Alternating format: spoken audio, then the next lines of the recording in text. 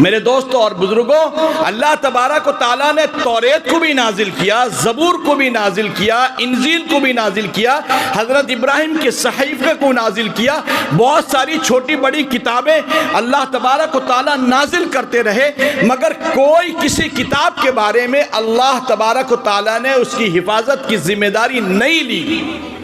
قرآن کریم جس طرح آج حضور صلی اللہ علیہ وسلم پر جس طرح نازل ہوا تھا، بالکل ہو بہو، اور مکہ اور مدینے میں جس طرح قرآن پاک کا نزول ہوتا رہا اور حضرات صحابہ قرآن پاک کو یاد کرتے رہے، جس طرح قرآن پاک کا نزول ہوا تھا اسی طرح ہو بہو قرآن پاک آج موجود ہے۔ MT میڈیا اڑیسہ کو سبسکرائب کریں، بیل آئیکن کو ضرور دبائیں۔ میں پھر خطابت کے لیے آواز دوں مقرر بے مثال، خطیب باکمال، قائد گلشن جلال، جناب حضرت مولانا و مفتی محمد جمال صاحب قاسمی دامت برکاتہم العالیہ، جنرل سیکرٹری جمعیت علماء اڑیسہ کو بڑے ہی ادب کے ساتھ درخواست کر رہا ہوں مسند پر جلوہ افروز ہوں اور اپنی قیمتی بیانات سے ہم سامعین کو محظوظ فرمائیں۔ الحمد لله نحمده ونستعينه ونستغفره ونؤمن به ونتوكل عليه ونعوذ بالله من شرور أنفسنا ومن سيئات أعمالنا، من يهده الله فلا مضل له ومن يضلله فلا هادي له، ونشهد أن لا إله إلا الله وحده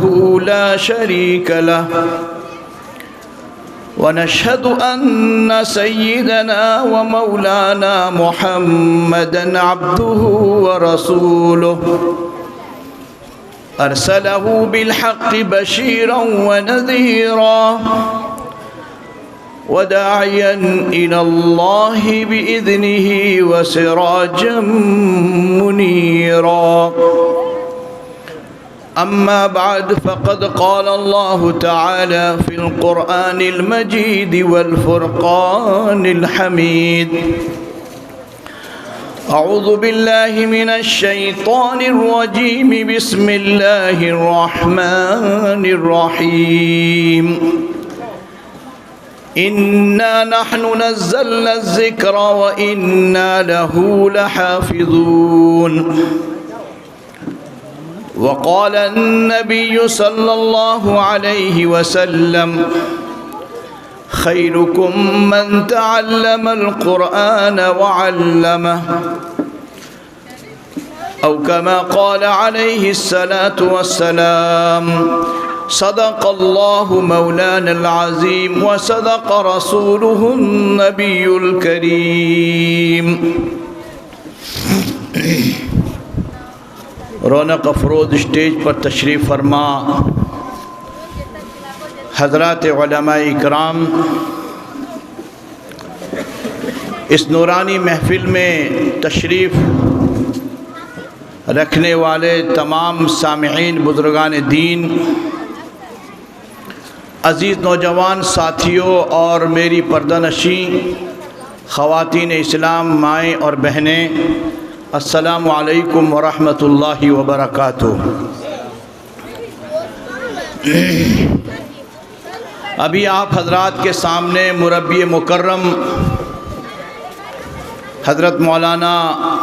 ہاشم صاحب دامت برکاتہم العالیہ بہت ہی مختصر انداز میں، بہت کم وقت میں انہوں نے بہت ساری باتیں آپ حضرات کے سامنے ذکر کر دی، اور انہوں نے آپ سے ایک وعدہ بھی لیا ہے کہ کم سے کم چند منٹوں کے لیے بھی ہر روز قرآن کریم کی تلاوت کرنے کا ایک سلسلہ جاری رکھیں۔ بہرحال اللہ تبارک و تعالی ہمیں اس پر عمل کرنے کی توفیق عطا فرمائے۔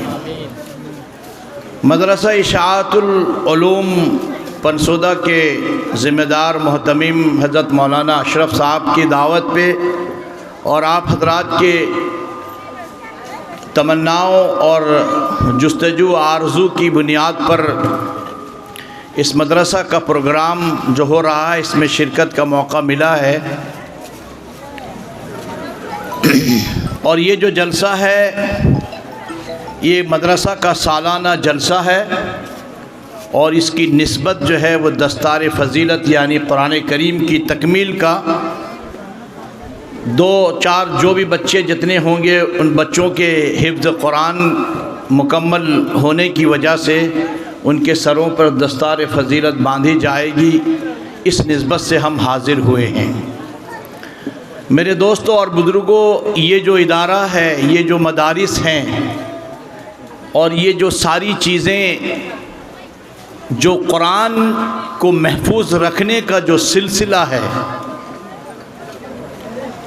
اس سلسلے کی نسبت کی خاطر، اس سلسلے کے لیے اللہ تبارک و تعالیٰ نے بہت پہلے قرآن کریم جو میں نے تلاوت کی ہے، دیکھنے میں تو بہت چھوٹی سی آیت ہے، اگر ایک لائن ایک سطر میں بھی لکھ دیا جائے، اِنَّا نَحْنُ نَزَّلْنَا الذِّكْرَ وَإِنَّا لَهُ لَحَافِظُونَ، یہ ایک سطر کی آیت ہے۔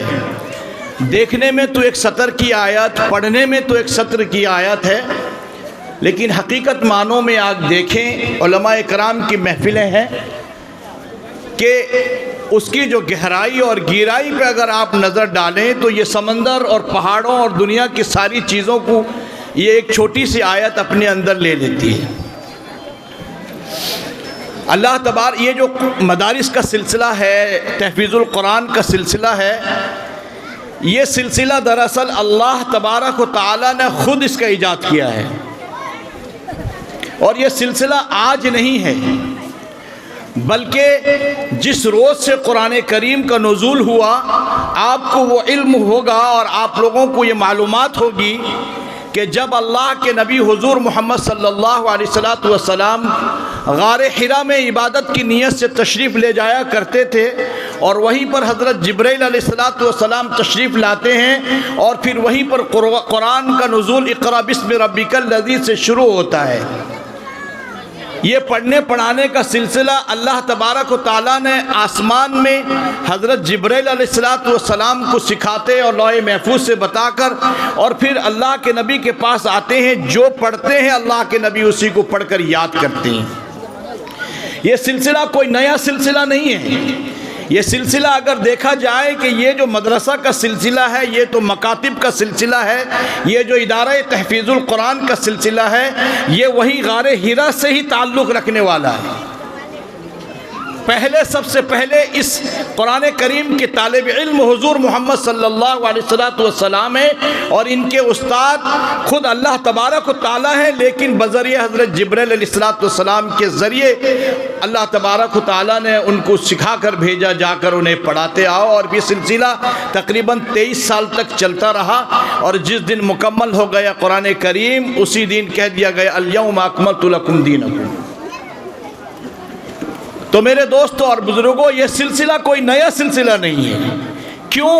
اس سلسلے کو اللہ تبارک و تعالی حضرت جبرائیل سے لے کر وہ غار حرا سے لے کر آج اس پنسودہ کی سرزمین میں کئی مدارس کے ساتھ ساتھ یہ بھی ایک مدرسہ ہے، اور اس مدرسہ میں یہ سلسلہ جاری رکھنے کا سبب اور وجہ کیا ہے، یہ ہمیں سمجھنے اور غور کرنے کی بات ہے۔ وجہ یہ ہے کہ جو قرآن کریم میں اللہ نے کہہ دیا ہے اِنَّا نَحْنُ نَزَّلْنَا الذِّكْرَ وَإِنَّا لَهُ لَحَافِظُونَ، کہ یہ قرآن کریم کو میں نے اتارا ہے اور اس کی حفاظت کی ذمہ داری بھی میری ہے، کسی اور کی حفاظت کی ذمہ داری نہیں ہے۔ اللہ کے نبی آنے سے پہلے بنی اسرائیل کے 1,24,000 پیغمبر آئے، کتنے انبیاء آئے، کتنے رسول آئے، کسی پر مکمل کتابیں اور شریعت نازل ہوئی، کسی پر صحیفے نازل ہوئی، کوئی پرانے صحیفے، کوئی پرانے کتابوں کو اللہ تبارک و تعالی نازل کرتا رہا، بلکہ یہاں تک یہ ہے کہ اللہ کے نبی سے پہلے بنی اسرائیل کی انبیاء اور جتنے نبی آئے، کوئی نبی یہ آیا کسی گاؤں کے لیے، کسی علاقے کے لیے، کسی ضلع کے لیے، کسی ملک کے لیے جتنے انبیاء آتے رہے سب کوئی علاقے کی ذمہ داری لے کر آئے، مگر قربان جائیے حضور محمد صلی اللہ علیہ وسلم پر اللہ کے محبوب کو اللہ تبارک و تعالیٰ نے ایسا نبی بنا کر بھیجا کہ پوری دنیا کے لیے، اور پھر چند لمحوں کے لیے نہیں بلکہ قیامت تک کے لیے وہی نبی، اسی نبی کا قرآن اور اسی نبی کی شریعت اس دنیا میں چلتی رہے گی قیامت تک کے لیے۔ میرے دوستوں اور بزرگوں، اللہ تبارک و تعالیٰ نے توریت کو بھی نازل کیا، زبور کو بھی نازل کیا، انجیل کو بھی نازل کیا، حضرت ابراہیم کے صحیفے کو نازل کیا، بہت ساری چھوٹی بڑی کتابیں اللہ تبارک و تعالیٰ نازل کرتے رہے، مگر کوئی کسی کتاب کے بارے میں اللہ تبارک و تعالیٰ نے اس کی حفاظت کی ذمہ داری نہیں لی۔ آج یہی وجہ ہے کہ جب آپ توریت اٹھا کر دیکھو تو توریت میں کئی بار تحریفیں کر دی گئیں۔ کن آیتوں کو آپ خود یہودیوں کو پوچھو تو وہ یہی بتائیں گے کہ یہ جو توریت ان کے ہاتھ میں ہے یہ وہ توریت نہیں ہے جو موسیٰ علیہ السلام پر نازل کیا گیا تھا، یہ وہ انجیل نہیں ہے جو حضرت عیسیٰ پر نازل کیا گیا تھا۔ چنانچہ صحیفے کر دی گئی، تبدیل کر دی گئی، رد و بدل کر دیا گیا، مگر قرآن کریم جس طرح آج حضور صلی اللہ علیہ وسلم پر جس طرح نازل ہوا تھا بالکل ہو بہو، اور مکہ اور مدینے میں جس طرح قرآن پاک کا نزول ہوتا رہا اور حضرات صحابہ قرآن پاک کو یاد کرتے رہے، جس طرح قرآن پاک کا نزول ہوا تھا اسی طرح ہو بہو قرآن پاک آج موجود ہے۔ کوئی سکتہ بلکہ کوئی زیر زبر کسی چیز کی اس میں تبدیل نہیں آئی ہے۔ علماء کرام بیٹھے ہوئے ہیں، قرآن کریم میں ایک جگہ ہے سکتہ، کئی جگہ ہے، کلا بل رانا، کلا بل رانا۔ حضرت جبرائیل نے حضور کو یہاں پر مطلب تھوڑا سا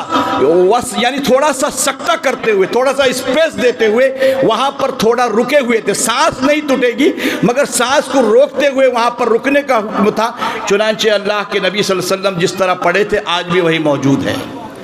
زیر زبر دو زبر جس انداز میں قرآن پاک نازل ہوا ہے آج بھی قرآن پاک اسی انداز میں موجود ہے اور وہی ہے، کوئی رد و بدل، کوئی تبدیل نہیں ہے۔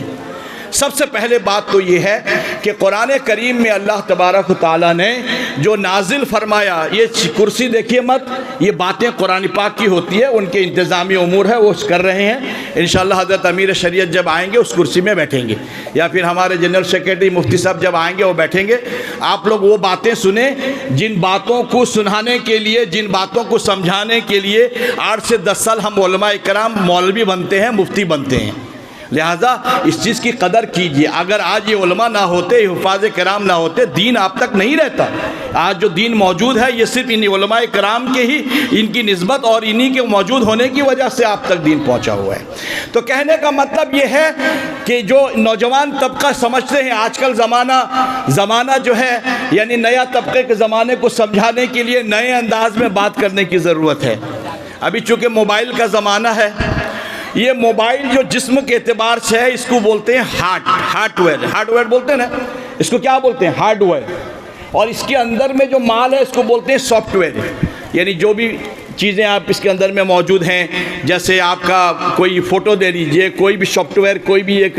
یعنی اس میں اگر پروگرام لے لیجئے اس کو بولتے ہیں سافٹ ویئر۔ قرآن کریم ہارڈ کاپی یعنی قرآن کریم کا لکھا ہوا باڈی اللہ تبارک و تعالیٰ نے، علماء کرام موجود ہے اور میں قرآن سے ثابت کروں گا کہ اللہ تبارک و تعالیٰ نے سب سے پہلے قرآن کو ہارڈ کاپی جو ہے، ہارڈ ویئر کاپی جس کو کہتے ہیں ہارڈ کاپی، وہ سب سے پہلے لوح محفوظ میں لکھ کر رکھا ہوا ہے وہاں موجود۔ بل ہوا قرآن مجید فی لوح محفوظ، سورہ بروز میں آپ پڑھتے ہیں، یہی ہے نا؟ تو یعنی قرآن وہاں موجود ہے۔ اللہ تبارک و تعالیٰ نے قرآن کریم کو وہاں پر سب سے پہلے لکھ کر وہاں محفوظ رکھا ہے لوح محفوظ میں، تو وہاں ہارڈ ویئر موجود ہے۔ بچے یا اے بچے ذرا جلدی بیٹھ جاؤ، جلدی سنو۔ ماشاءاللہ یہ کہاں سے ایک بڑا قافلہ آیا ہوا ہے، پورا دلہا بھی ہے اس میں کوئی، جلدی جلدی بیٹھ جاؤ میرے پیارو، جلدی بیٹھو، آپ کے مطلب کی باتیں ہو رہی ہیں۔ تو یہ ہارڈ ویئر سب سے پہلے وہاں موجود ہے اب رہی soft where, soft copy. Soft copy کیسے ہے؟ میں ایک چند دن پہلے کتاب میں پڑھ رہا تھا، اس میں یہ لکھا گیا تھا کہ دنیا میں بھی سافٹ یعنی ہارڈ ویئر کی کاپی، یہ سب جو ہمارے پاس جو قرآن مجید موجود ہے اس کو ہارڈ کاپی بولتے ہیں اس کو۔ تو یہ تو قرآن مجید اس میں ہے۔ رشیا میں بادشاہ نے ایک بار ایسا کیا تھا، یہ جو لوہے کا پترا ہوتا ہے، لوہے کے پترے میں پورا قرآن مجید لکھ کر بہت بڑے مکان میں اس کو رکھ دیا گیا، محفوظ کر دیا۔ لوگوں نے پوچھا اس کی کیا ضرورت ہے؟ نہ کبھی اگر زمانے اور زندگی میں کبھی ایک ایسی بات آ جائے کہ جس میں قرآن اگر سب حافظ لوگ مر جائیں، قرآن ختم ہو جائے، تو کم سے کم وہ حادثات سے بچتے ہوئے قرآن کی کاپی جو ہارڈ ویئر ہے موجود رہے گی، ہارڈ کاپی۔ اور سافٹ کاپی موجود ہے آج الحمدللہ۔ پہلا زمانہ تھا ٹیپ ریکارڈ میں، یعنی میں 50-60 سال پہلے کی بات کہتا ہوں، جو ٹیپ ریکارڈ جس وقت لکھا تھا 30-35-40 سال ہوگا، تو اس وقت علماء سعودی ممالک نے اس وقت قاری عبد الباسط صاحب کے آواز کو ٹیپ ریکارڈ کے ذریعے سافٹ کاپی بنا کے رکھا تھا۔ لیکن یہ ان کا سوچ تھا، لیکن سافٹ کاپی آج ان حفاظ کرام جو بچے حافظ بنے ہوئے ہیں ان کے دلوں میں وہ سافٹ کاپی موجود ہے۔ ہم لوگ جو حافظ بنے ہیں، حافظ قرآن ہے، سافٹ کاپی ہمارے پاس موجود ہے، یعنی وہ سافٹ ویئر کی طرح موجود ہے، ہمارے دل کے اندر میں قرآن کریم موجود ہے۔ چنانچہ یہ سافٹ کاپی تو اللہ تبارک و تعالیٰ نے دنیا میں اس قرآن کو محفوظ رکھنے کے لیے ہارڈ وائڈ میں ہارڈ کاپی میں بھی رکھا ہے اور سافٹ کاپی میں بھی رکھا ہوا ہے۔ اگر ہارڈ کاپی بھی چلی جائے تو سافٹ کاپی موجود ہوگی، سافٹ کاپی بھی چلی جائے تو ہارڈ کاپی موجود ہوگی۔ قرآن کبھی نہیں مٹے گا اور قیامت تک کے لیے نہیں مٹے گا۔ البتہ ہم نے قرآن اسلام کی کتابوں میں یہ پڑھا ہے، جب قرب قیامت کی علامات میں سے ہوں گی، جب لوگ قرآن سے دور ہو جائیں گے، قرآن پڑھنے والے نہیں ہوں گے، حفاظ کرام موجود نہیں ہوں گے، تو اللہ تبارک و تعالیٰ اس وقت یہ جو قرآن کریم مسجدوں میں، گھروں میں، طاقوں میں، الماریوں میں جو قرآن کریم موجود ہے اس کے حروف سب بھی ختم ہو جائیں گے، یعنی اللہ تبارک و تعالیٰ اس حروف کو محفوظ کر۔ تو کہنے کا مطلب یہ ہے کہ اللہ تبارک و تعالیٰ اس قرآن کی حفاظت کی ذمہ داری خود لیا ہے۔ آپ علماء کرام بیٹھے ہوئے ہیں، جب اللہ کے نبی صلی اللہ علیہ وسلم کوئی قرآن کریم کی تلاوت فرماتے تھے تو حضرات صحابہ و چمبک کی طرح بیٹھے رہتے تھے، اور پھر حضرت کاتب وحی حضرت امیر معاویہ رضی اللہ تعالیٰ عنہ کو حکم ہوتا تھا، وہ قرآن کریم کو لکھ لیا کرتے تھے۔ حدیث کی کتابوں سے ہمیں یہ بات علم حاصل ہوتی ہے، ہمیں یہ معلوم ہوا ہے کہ اللہ کے نبی جب قرآن کریم کی تلاوت کرتے تھے، پتھروں میں، کاغذوں میں، چمڑوں میں، اس وقت حضرات صحابہ قرآن کریم کو لکھ لیا کرتے تھے، وہ بھی ایک ہارڈ کاپی بن کر تیار ہوتی تھی۔ لیکن حضور کا زمانہ ختم ہوتا ہے، حضرت ابوبکر کے زمانے میں پھر قرآن کریم کو ایک جا کر کے موجود کر کے جمع کر کے اس کو جہاں جہاں پہاڑوں میں، پتھروں میں جہاں جہاں قرآن کریم کو لکھا گیا تھا سب کو پھر ایک جگہ جمع کر کے اس کو پھر اتنی موٹی کتابوں کے شکل میں اس کو لکھ کر رکھا گیا تھا۔ اس وقت پھر تمام صحابہ بھی تھے، قرآن کی تصدیق بھی کرنے والے تھے، بہت سارے صحابہ جو تھے حافظ قرآن تھے، وہ پڑھ کر سنایا کرتے تھے، اس کی تصدیق ہوئی اور پھر قرآن کریم کو محفوظ رکھا گیا۔ پھر حضرت عمر کا زمانہ آتا ہے، حضرت عمر رضی اللہ تعالیٰ عنہ کا زمانہ جب آتا ہے تو اس وقت جنگ کا مسئلہ بہت زیادہ چڑھتا ہے۔ 12 سال حضرت عمر رضی اللہ تعالیٰ عنہ نے خلافت کی ہے، اور ان کا جو زمانہ آتا ہے اس زمانے میں جنگ بہت زیادہ ہونے کی وجہ سے قرآن کی اور دوسری خدمات نہیں ہو پاتی ہے، لیکن پھر بھی حضرت عثمان غنی رضی اللہ تعالیٰ عنہ کا زمانہ آتا ہے، پھر قرآن کی صورتوں اور آیتوں وغیرہ کی ترتیب دے کر قرآن کی تکمیل کی جاتی ہے۔ کہنے کا مطلب یہ ہے کہ اللہ تبارک و تعالیٰ نے جو وعدہ کیا ہے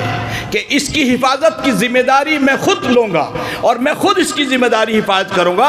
اگر آپ قرآن کو پڑھو نہ پڑھو، لیکن اللہ اگر چاہے گا مسلمانوں، اگر مسلمان قوم اگر اپنی اولادوں کو قرآن کریم کی تعلیم نہیں دیں گے اور اگر قرآن پاک کی تعلیم دے کر حافظ قرآن نہیں بنائیں گے تو قسم خدا کی اللہ کسی کا محتاج نہیں ہے۔ دنیا گواہ ہے اس بات پہ کہ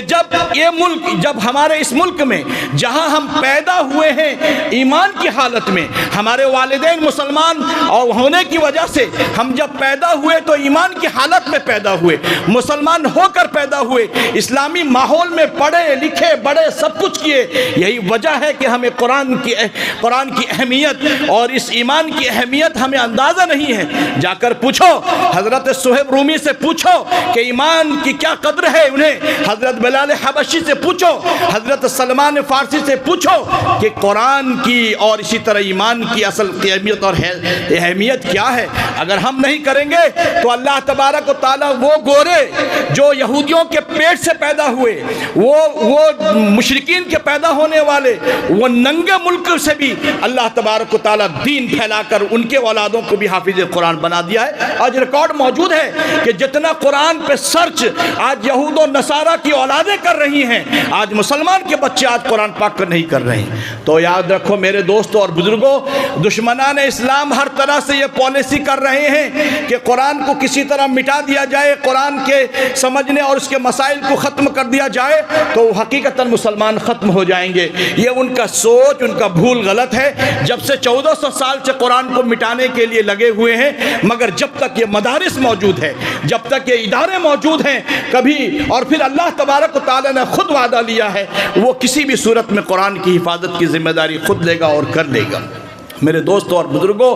آج یہ جو چھوٹے چھوٹے ادارہ ہے, یہ مساجد ہیں, آپ اس وقت حکومت کے حالات سے واقف ہو رہے ہیں. دن بدن ہماری ہر چیزوں پر, اور ہم یہ تحقیقی بات بتایا جا رہا ہے, 1800 پوائنٹ ایسے ہیں جس پوائنٹ کو یہ ہر الیکشن کے موقع پہ, ہر ضرورت کے موقع پہ, ابھی حجاب کا مسئلہ ہے اور آج فیصلہ ہو گیا ہے کہ حجاب اسلام میں حجاب کہیں ملتا نہیں ہے, بےہودوں کو معلوم نہیں. اور اس ججوں میں ایک جج ایسی بھی تھی جو مسلمان تھی. بہرحال یہ تو مسلمان ہونا نام کے اعتبار سے ہے, اصل تو ایمان جو دل میں ہونا چاہیے. کہنے کا مطلب یہ ہے کہ آج مصیبتیں آئیں گی, ہر وقت ہر زمانے میں ہمارے ساتھ دشمنان اسلام موجود ہیں. اللہ کے نبی صلی اللہ علیہ وسلم کا زمانہ اٹھا کر دیکھ لیجئے, علماء بیٹھے ہیں دار ارقم میں چھپ کر نماز پڑھتے تھے, قرآن کی تعلیم ہو رہی تھی, دین کی تعلیم ہو رہی تھی وہاں پر, اور تبلیغ ہو رہی تھی وہاں پر. لیکن اس کے باوجود جب حضرت عمر آئے تو پھر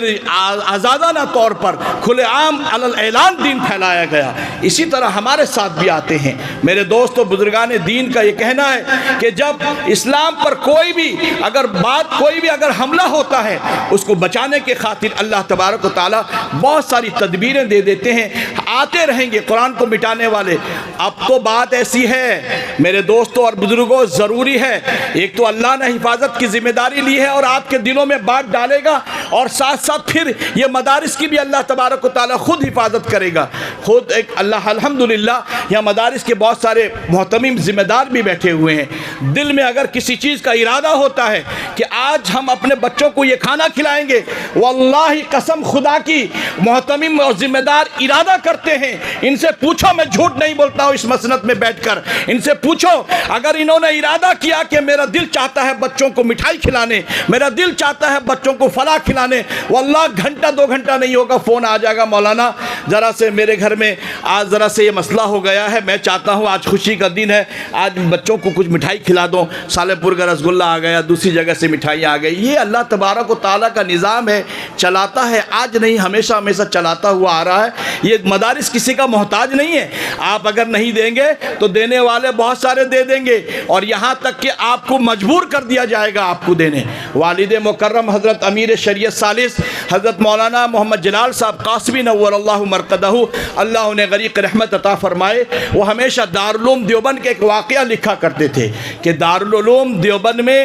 ایک ایسا طالب علم آیا تھا جس کا یعنی داخلہ جو ہوا تھا وہ غیر امدادی داخلہ دارالعلوم میں جب ایڈمیشن ہوتا ہے تو 2 طرح کا ایڈمیشن ہوتا ہے. ایک تو یہ ہے کہ جب بچہ اگزام میں اچھا انٹرانس میں پاس کرتا ہے تو اس کا رہنا سہنا کھانا پینا سب کچھ دارالعلوم دیتا ہے, ہر مدرسہ کا سسٹم ہے. اور اگر بچہ جب انٹرانس میں بیٹھ کر کم نمبر سے پاس کر کے داخلہ لیتا ہے تو اس کا صرف رہنے کا اور پڑھنے کا مسئلہ ہوتا ہے, کھانا وہ اپنے ہاتھ سے کھائے گا. چنانچہ غریب بچہ تھا, ابا ہمیشہ وہ واقعہ سناتے تھے کہ وہ غریب بچہ تھا, اس کا کھانا بند ہو گیا, اس کا کھانا نہیں تھا. چنانچہ حضرت محتمیم صاحب بھی اپنے قانون کے اعتبار سے خاموش تھے، کچھ نہیں بول رہے تھے کیا کیسے انتظام کیا جائے۔ چنانچہ وہ بچہ ابھی ایک امتحان دے کر اس کا داخلہ مکمل ہوا تھا اور غیر امدادی ہوا تھا، یعنی دارالعلوم اس کو کھانا نہیں دے گا۔ وہ بچہ ابھی واپس ہی جا رہا تھا کہ ایک صاحب آ کر پہنچے اور کہنے لگے کہ ہمارے والد محترم کا انتقال ہو گیا ہے، ہم چاہتے ہیں کہ کوئی ایسا بچہ جس کو ہم والد محترم کے ایصال ثواب کی نیت سے ہم اپنی جانب سے چند دن کھانا کھلائیں۔ اس زمانے میں تھا 1 مہینہ 40 دن وغیرہ کھانا کھلاتے تھے۔ چنانچہ وہ بچے کو فوراً محتمیم صاحب بلاتے ہیں اور وہ بچے کا کھانا دے دیا جاتا ہے کہ آج سے تم فلاں گھر میں روزانہ کھانا کھانے جاؤ گے اور دارالعلوم میں تعلیم حاصل کرو گے۔ چنانچہ 39 دن جب مکمل ہو جاتا ہے، ابھی 40 دن کو 1 دن باقی ہے، پھر ایک کسی گھر میں موت ہو جاتی ہے، پھر ایک اس کے گھر والے اور رشتہ دار آتے ہیں اور آ کر کہتے ہیں کہ آپ ایک 40 دن کے لیے ہمارے لیے کوئی بچے کا انتخاب کر دیں جو کل سے ہمارے گھر میں وہ کھانا کھائے گا۔ چنانچہ حضرت محتمیم صاحب پھر دوبارہ اس بچے کو بھیج دیتے ہیں۔ یہ سلسلہ چند دن تک جاری رہا، تقریباً 6 مہینہ ہوتا ہے ششماہی امتحان کے لیے۔ حضرت مفتی صاحب آئے، ذرا چائے پانی پلاؤ لگی۔ 6 مہینے کا یہ سلسلہ جاری ہوتا ہے تو حضرت محتمیم صاحب اہل دیوبند کو بلا کر یہ کہتے ہیں کہ آپ اس غور سے سنیے اس بات کو کہ آپ اس بچے کے کھانے کا انتظام کر دیجئے، ورنہ ہر 1 مہینے کے بعد دیوبند کا کوئی نہ کوئی آدمی مرے گا اور دیوبند خالی ہو جائے گا۔ تو میرے دوستوں اور بزرگوں، اللہ تبارک و تعالیٰ اگر خوشی ہنسی سے کوئی اگر نہیں دے گا تو مار کے بھی لے لے گا اللہ تبارک و تعالیٰ کھانا۔ اسی لیے ادارہ جہاں موجود ہے، جہاں مدارس والے ہیں، وہ اس چیز کا خیال فرمائے۔ بہت ہی آج کے زمانے میں جہاں ٹوپی داڑھی کو دیکھ کر مذاق اڑایا جاتا ہے، آج جہاں پر ہم لوگوں کے ساتھ میں توہین کی جاتی ہے، اس کے باوجود بھی یہ مدارس والوں کی قربانی ہے کہ چندہ گھر گھر ڈور ٹو ڈور ہو کر 1 پیسے 2 پیسے 1 روپے 2 روپے چندہ کر کے ان بچوں کو حافظ قرآن بناتے ہیں۔ اور پھر یہ قرآن کی تعلیم ہمارے لیے اتنی ضرورت ہے۔ ایک زمانہ وہ تھا جو قرآن کو مٹانے کے خاطر، قرآن کو ختم کرنے کے لیے، ایک زمانہ وہ تھا تو گھروں میں پلاننگ ہوتا تھا یا ملک میں پلاننگ ہوتا تھا۔ رشیا آپ جانتے ہیں، روس ابھی جو روس ملک ہے، اس روس ملک میں پابندی لگا دی گئی کہ آپ نہ نماز پڑھ سکتے ہیں، نہ داڑھی رکھ سکتے ہیں، نہ ٹوپی پہن سکتے ہیں۔ مسلمانوں کی ہر شناخت کو ختم کر دیا، مدارسوں کو بند کر دیا، مکاتب کو بند کر دیا۔ لیکن اس کے باوجود بھی سنیے ان حضرات کی خدمات، سنیے زیادہ دن نہیں ہے، یہ 50 سے 60 سال پہلے کا واقعہ ہے۔ حضرت مولانا خلیل الرحمن سجاد نعمانی نے اپنے بیان میں کہا تھا، میں نے سنا ہے، حضرت مولانا یہ فرما رہے تھے کہ چند لوگ روس سے، چند کے علماء اکرام روس سے تشریف لائے اور دہلی میں مقیم رہے اور دہلی کے بعد پھر دارالعلوم دیوبند آئے۔ ان میں سے 3 ایسے حفاظ کرام موجود تھے جو بہترین قرآن پاک اچھے انداز میں پڑھ رہے تھے۔ ابھی الحمدللہ ہمارے قاری صاحب ابھی پڑھ رہے تھے، کیا نام ان کا تھا، آپ پڑھے تھے، ابو جندل صاحب، مسجد میں میں بیٹھ کر سن رہا تھا، کیا انداز تھا ماشاءاللہ، کیا بہترین انداز میں وہ قرآن پاک کی تلاوت فرما رہے تھے۔ اللہ تبارک و تعالی ہمارے تمام مدارس کے طلبہ کو اس طرح قرآن پاک پڑھنے کی توفیق عطا فرمائے۔ کہنے کا مطلب یہ ہے کہ وہ اتنے اچھے انداز میں قرآن پاک سنا رہے تھے۔ چنانچہ حضرت فرما رہے ہیں کہ چند علماء اکابرین اس وقت موجود تھے، انہوں نے یہ کہا کہ بتائیے تو صحیح یہ قرآن کریم کیسے پڑھ رہے ہیں، جبکہ آپ کے یہاں ہم لوگوں نے اخباروں میں پڑھا، ریڈیو میں سنا کہ روس میں سب کچھ بند ہو گیا، اس کے باوجود آپ تو چلو پہلے تعلیم حاصل کیے تھے، مگر یہ جو نوجوان ہیں، یہ جو 22 سال 25 سال کے بچے ہیں، یہ حافظ قرآن کیسے بن گئے؟ انہوں نے کہا کہ آپ نے 3 کو دیکھا ہے، ایسی 3,000 3 لاکھ موجود ہیں۔ کہا کیسے آپ حافظ قرآن بنا رہے ہیں، جبکہ جہاں چند بچے موجود ہوتے ہیں، جہاں کوئی عالم ہوتا ہے تو فوراً وہاں پولیس پہنچ کر تاکہ قرآن کی تعلیم نہ دے سکے، قرآن کی تعلیم حاصل نہ کر سکے، وہاں پر ان کی نگرانی ہوتی رہی۔ مگر اللہ تبارک و تعالیٰ نے اِنَّا نَحْنُ نَزَّلْنَا الذِّكْرَ کہ اس قرآن کی میں نے نازل کیا ہے اور اس کی حفاظت کی ذمہ داری بھی میری ہے۔ روس والے تو کیا، دنیا کے کوئی بھی ظالم اگر تلوار کے نوک سے بھی، اگر گلے گردن میں بھی اگر رکھ دیں گے ان حفاظ کرام کے اور ان علماء کرام کے کہ آپ قرآن کی تعلیم نہیں دینا ہے، مگر قربان جائیے ان کے ایمان کے جذبے کو کہ انہوں نے نہیں مانا اور چھپ چھپ کر کیسے قرآن پاک کو یاد کیا۔ انہوں نے کہا کہ آپ نے قرآن پاک کو کیسے پڑھا دیا، اتنے بچوں کو حافظ قرآن کیسے بنائے؟ ہم نے ایک نیا سلسلہ، میں حضرات علماء کرام سے بھی مخاطب ہوں گا، ہم نے ایک نیا پالیسی اختیار کیا۔ وہ پالیسی دیکھیے، عجیب پالیسی ہے۔ انہوں نے کہا کہ ہم نے ایک پالیسی اختیار یہ کیا کہ ہم مصنوعی طور پر، یعنی کہ ایک بناوٹی طور پر ہم تابوت کو ڈھانک کر قبرستان کی طرف ہر 2 روز 3 روز میں لے کر جایا کرتے تھے، اور اس کے ساتھ ہمارے یہ طلبہ جو حافظ بننا چاہتے ہیں یا حافظ قرآن بن رہے ہیں، ہم ان بچوں کو ساتھ لے کر جاتے تھے، اور ان میں حافظ قرآن بھی، تابوت کے اندر میں کوئی میت نہیں ہوتی تھی، قبرستان پہنچ جاتے تھے، اور اس قبرستان میں پہنچنے کے بعد بچے بہانہ قبر کھودتے تھے اور قرآن پاک کو یاد کیا کرتے تھے۔ پھر اس وقت جب پولیس آ بھی جاتی تھی تو فوراً آتے تھے کہ پولیس آ گئی تو پھر کیا ہے نا، ہم دفنا رہے ہیں، ٹھیک ہے کوئی بات نہیں، ہمارے لیے کوئی مدد ہو تو آپ بولیے، آپ کریے۔ مطلب یہ ہے کہ موت کے وقت قبرستان کے مسئلے میں تو کوئی بھی ظالم ذرا سے رحم کھا جاتا ہے۔ اسی طرح پالیسی کو اختیار کرتے کرتے حضرت یہ بتا رہے تھے کہ ان کے علماء اکرام اور وہ حفاظ اکرام نے مجھے یہ کہا کہ جو بچے آپ کے 3 سال میں، کم سے کم ایک بچہ جتنا بھی ذہین ہوگا 2.5 سے 3 سال کے اندر میں وہ حافظ قرآن بنے گا۔ کہہ رہے تھے کہ اللہ تبارک و تعالیٰ نے اس جذبے کو اور اس پالیسی کو سمجھ کر اللہ تبارک و تعالیٰ نے جو بچے 3 سال میں حافظ بنتے تھے وہ قبرستان میں بیٹھ کر 3 مہینے میں حافظ قرآن بن گئے۔ اور کیوں نہیں بن سکتے ہیں؟ کیوں نہیں بن سکتے ہیں؟ ہمارے پاس اکابرین کے واقعات موجود ہیں۔ آپ کو معلوم ہوگا کہ جب آزادی کے موقع پہ حضرت شیخ الہند رحمۃ اللہ علیہ اور حضرت شیخ الاسلام مولانا حسین احمد مدنی رحمۃ اللہ علیہ جب استاد اور شاگرد جب مالٹا کے جیل میں تھے اور اتفاق سے رمضان المبارک کا مہینہ قریب آ رہا تھا، حضرت شیخ الہند رحمۃ اللہ علیہ چونکہ خود بھی حافظ نہیں تھے اور حضرت شیخ الاسلام مولانا حسین احمد مدنی بھی حافظ نہیں تھے، نہیں بھی کہہ کر تو اس وقت عمر ان کی 40-50 سال سے اوپر ہوگی حضرت شیخ الاسلام رحمۃ اللہ علیہ کی، اس کے باوجود بھی آپ کو معلوم ہے کہ جب عمر بڑھتی ہے تو ذہن بھی کمزور ہو جاتا ہے۔ اس کا سبب ہے کہ بچے چھوٹے چھوٹے گھر میں رہتے ہیں، کتے پھرتے ہیں، ان کو دنیا داری کا کچھ پتہ نہیں ہے، میموری خالی رہتا ہے، اس وقت جو بھرو سب رہ جائے گا۔ یہی وجہ ہے کہ صحیح 7-8 سال کی عمر میں جب ہم حافظ قرآن پڑھتے ہیں، بچے حافظ بن جاتے ہیں، میموری اس وقت خالی رہتی ہے۔ پھر جب میموری فل تو پھر کیا ہوتا ہے، موبائل ہینگ ہونا شروع ہو جاتا ہے، تو اس وقت دماغ ہینگ ہوتا ہے، بھول جاتے ہیں، چلتے نہیں۔ ویسے بالکل موبائل کے جیسا ہے ہمارا یہ ذہن۔ چنانچہ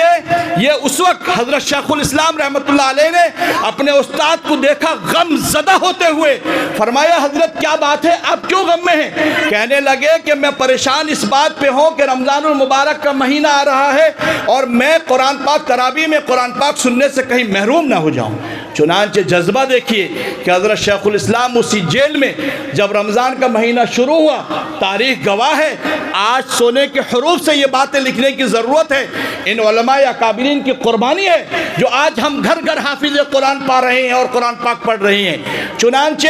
حضرت شیخ الہند روزانہ، حضرت شیخ الاسلام حضرت مولانا مدنی رحمۃ اللہ علیہ روزانہ 1 پارہ یاد کرتے تھے، اور مغرب تک یاد ہوتا تھا، اور عشاء کے بعد پھر تراویح میں 1 پارہ روزانہ سناتے تھے، اور اسی طرح کر کے حضرت شیخ الاسلام مولانا مدنی رحمۃ اللہ علیہ نے 30 دن میں حافظ قرآن بن گئے۔ جب جذبہ ہوگا، تڑپ ہوگی، اللہ تبارک و تعالیٰ کر دے گا۔ ابھی زمانہ میں بتا رہا تھا ہارڈ ویئر سافٹ ویئر کا زمانہ ہے، چنانچہ میں ایک چیز بتا رہا ہوں، یہ جو سافٹ ویئر ہارڈ ویئر کا زمانہ ہے، پہلے کیا مسئلہ تھا، مارو علماء کو، مارو، ہاڑو، کاٹو، اب وہ چاہتے نہیں ہیں۔ دشمنان اسلام اب مسلمانوں کو ایسے ختم کرنا نہیں چاہتا کہ ہاڑ کاٹ کے کتنا ہاڑے گا، کتنا کاٹے گا، وہ تو پھر دنیا ان کو ظالم کہے گا، دنیا میں بدنام ہو جائیں گے۔ وہ لوگ پالیسی اختیار ایسے کر رہے ہیں کہ بچے قرآن سے دور ہو جائیں، بچے ایمان سے دور ہو جائیں، مسلمان ایمان سے دور ہو جائیں، وہ پالیسی اختیار کرتے ہیں، اور وہ پالیسی میں بہت حد تک کامیاب بھی ہو چکے ہیں۔ ابھی ہمارے بچوں کو قرآن پاک کی تعلیم کی اہم ضرورت ہے، حافظ قرآن بنانے کی ضرورت ہے۔ کیوں؟ اسی لیے کہ آج کل جتنے نیٹ پیک چل رہے ہیں، آج جتنے بھی نیٹ میں آپ دیکھ لیے جتنے سافٹ ویئر ہیں، اور اسی طرح بہت سارے پروگرامز ہیں، اور بہت سارے ایسے آپ ڈاؤن لوڈ کر دیجئے، قرآن کریم بہت سارے ویب سائٹ میں بنا دیے گئے ہیں، لیکن اس قرآن کریم میں ہمارے دشمنان اسلام نے کافی محنت کی ہے، کہ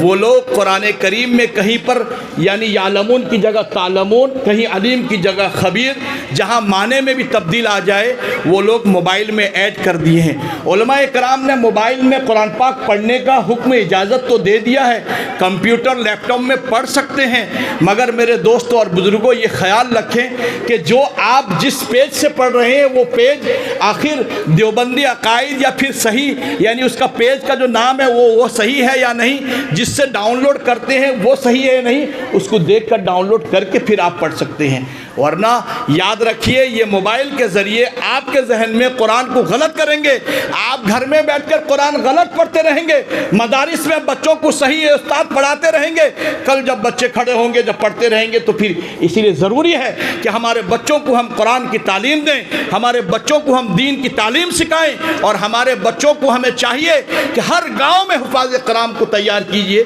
یہ اللہ کا نظام ہے، اللہ تبارک و تعالی ہر اعتبار سے آپ کو یہ نوازا ہوا ہے، اسی لیے جب ذمہ داری لیا ہے قرآن کی حفاظت کی تو اس کا سلسلہ یہی ہے کہ اسی طرح بچوں کو حافظ بنا کر اگر مسلمان نہیں بنیں گے تو غیروں کو ایمان لا کر ان کے بچوں کے ذریعے حافظ قرآن بنا کر دکھا دے گا، اور اس کا وعدہ ہے اور اپنے وعدے میں بڑا پکا ہے وہ۔ چنانچہ اسی طرح آپ جتنا بھی کچھ کریں ہمارے یعنی ہمیں چاہیے کہ مسلمانوں کا فخر اس بات پہ ہونا چاہیے کہ مسلمان کے بچے پر قرآن پاک حافظ قرآن پڑھیں۔ بڑے خوش نصیب ہیں وہ بچے جو آج جن کی دستار فضیلت ہوگی، بڑے خوش نصیب ہیں وہ استاد جو آج وہ بچوں کو قرآن حافظ بنایا، بڑے خوش نصیب ہیں وہ جو اپنے جگر کے ٹکڑے اپنی اولادوں کو اس مدارس میں چھوڑ کر مدرسہ میں چھوڑ کر یعنی دال بھات کھلا کر جو گھر میں اچھے سے اچھا کھانا چھوڑ کر وہ ماں یہ چھوڑ کر آپ کو حافظ قرآن بنائی، آج خوش نصیب ہیں، مبارکبادی کے لائق ہیں ان کے والدین، ان کے گھر کے خاندان کے لوگ مبارکبادی کے لائق ہیں، یہ گاؤں والے، یہ مدرسہ والے، یہ علماء کرام سب مبارکبادی کے لائق ہیں کہ آج ہم قرآن کریم کی اس اہم مجلس میں ہم لوگ آج موجود ہیں۔ اللہ تبارک و تعالی آج کی اس محفل کو قبول عطا فرمائے، اس مدرسہ کو دید دوگنی ڈاک چوگنی ترقی عطا فرمائے۔ اپنی بات کو اسی پر ختم کرتا ہوں، وما علینا الا البلاغ۔ السلام علیکم ورحمۃ اللہ۔ اگر ویڈیو اچھی لگی تو لائک کریں اور تمام دوستوں کو شیئر کریں۔